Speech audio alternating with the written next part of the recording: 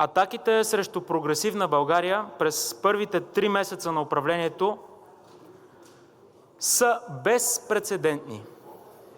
Те са толкова ожесточени и интензивни и валят от всякъде, че човек лесно може да се заблуди, че критиките са основателни.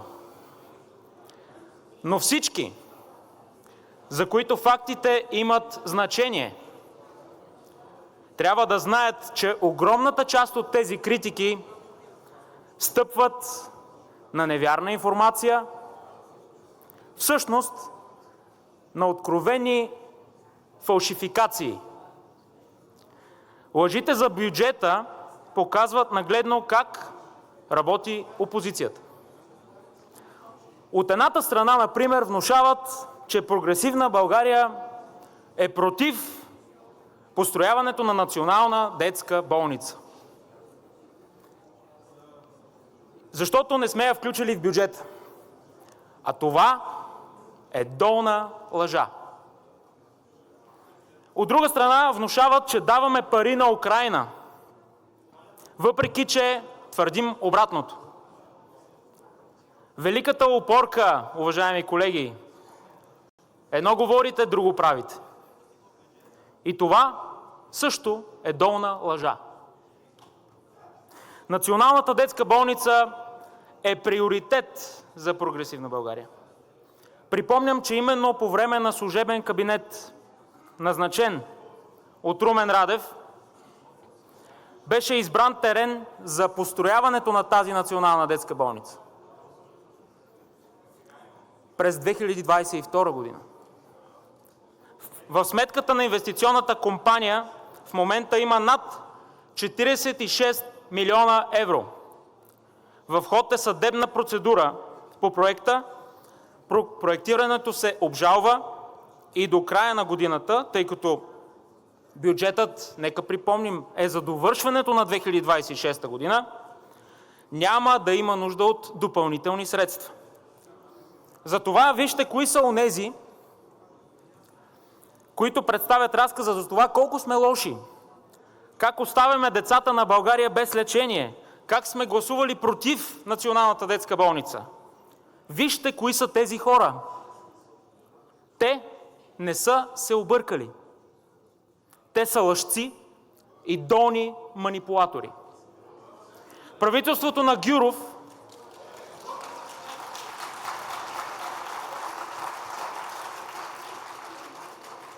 Правителството на Андрей Гюров реши да даде 17 милиона евро на Украйна. Тези пари вече са дадени. Включени са... Моля без реплики от зала. Господин Тричков, ако обичате, продължете своята декларация. Колеги, ще ме оставите ли да довърша? Господин Тричков, моля ви да не вземате пряко отношение към залата. Продължете с декларацията ви, ако обичате. Тези 17 милиона евро вече са дадени. Моля без реплики от зала. Господин Тричков, включени са в бюджета за 2026 година. Както всички вече направени разходи. Позицията на прогресивна България е ясна.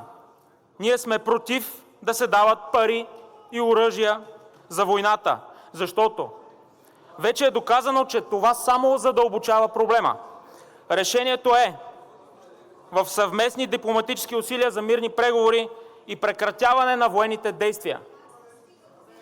Вижте кои са онези, които твърдят, че лъжем и даваме пари на Украйна и си противоречим. Вижте ги кои са тези хора. Тези хора не са се объркали. Тези хора са лъжци и долни манипулатори. Моля без реплики от зала. За да са още по-убедителни, лъжците и долните манипулатори активират пропагандните си страници и инфлуенсъри в социалните мрежи да оригиналничат с критики под формата на картинки и смешки. Анализатори обикалят медиите да внушават как правителството не се справя, как не е подготвено, как се провалят управляващите, как са същите като предишните, даже по-лоши. Същите социолози, които също са впрегнати да тръбят как вече спадало доверието, същите тези социолози, нека припомним, повтаряха, че Прогресивна България ще има 20% на изборите. Прогресивна България имаше близо 45%. Много близко, нали? Лъжите няма да спрат. Дори очаквам да станат още по-безскрупулни. Лъжците ще хвърлят всичко в близките месеци. Защото знаят, че ще им бъде все по-трудно да заблуждават хората. С всяко катастрофално внушение и с всяка разобличена лъжа. И защото скоро, колкото и да не ви се иска, уважаеми лъжци, България ще тръгне напред и нагоре. И тогава, уважаеми манипулатори, никой няма вече да ви вярва. Недопустимо е да допускате, който и да е народен представител, да се обръща с оскърбителни думи и обидни думи към който и да е български гражданин в тази народна държава, в тази държава.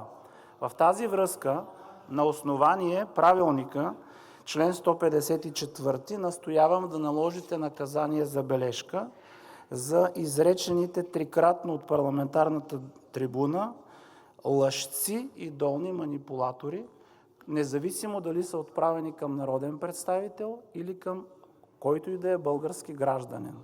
Ако не направите това, означава, че вие толерирате оскърбителният език от парламентарната трибуна, което противоречи с направените от вас заявки именно от тук. Благодаря ви. Благодаря, господин Ангелов. Действително, през последните няколко месеца авторитета на Народното събрание започна да се възстановява. Започна да се възстановява именно от вредата, която беше нанесена от предишни парламентарни групи, които бяха в това Народно събрание, използваха подобен език и обръщам внимание, използваха го, когато нямаха аргументи по същество. Така че, освен че езика е напълно неприемлив от тази трибуна, той показва ясно едно.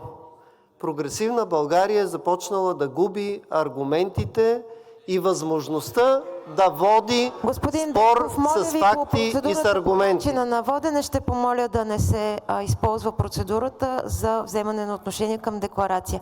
Продължете по отношение на критиките към мен за начина, по който провеждам до момента заседанието. Благодаря. Така че аз се обръщам към вас за това да възстановите нормалния тон в залата и също така да обърнете внимание на вашите колеги, че този стил е израз на безсилие и слабост. Той не показва сила. Моля ви без коментари по декларацията. Господин Иванов, заповядайте и вие за процедура по начина на водене. Вярвам, от първия ден на 52-то Народно събрание вие демонстрирате сетивност към това да спазваме правилника и добрия тон. И точно в рамките на настоящата декларация не го направихте, госпожо председател, и разчитам, че сега след тази процедура ще предприемете необходимите мерки най-малкото да получи наказание колегата, който нарече българската опозиция долни манипулатори. Знаете ли, госпожо председател, че е напълно недопустимо да се отправят в тази зала, в най-висши орган на държавна власт, обидни квалификации заради изразени политически тези? Това е много лош белег от ваша страна. И нещо повече, аз дълбоко вярвам, госпожо председател, че това показва откровенно липсата на аргументи срещу нашите политически тези. Моля без коментари по съдържанието на декларацията. Това, което като вътрешно убеждение имам и което, да, господин Ангелов, аз поделих в първите ми думи в тази пленарна зала, че ще работя за спазване на Конституцията, законите и правилника. В края на последната седмица, всъщност на тази пленарна сесия, трябва да споделя, че няма наложено нито едно наказание.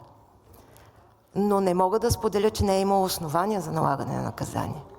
За съжаление, тук бяха чувани през тези 3 месеца думи, които наистина обиждаха или оскърбяваха народни представители, други органи на власт от други държави.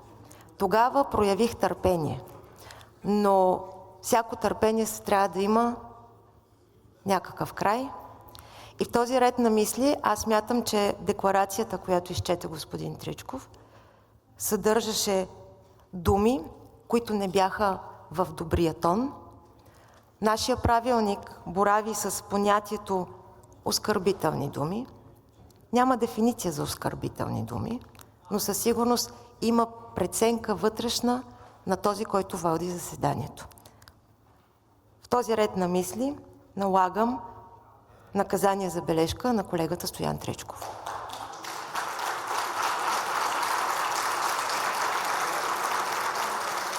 И поемам ангажимент от тук нататък стриктно да се спазва правилника и да бъдат налагани и други наказания.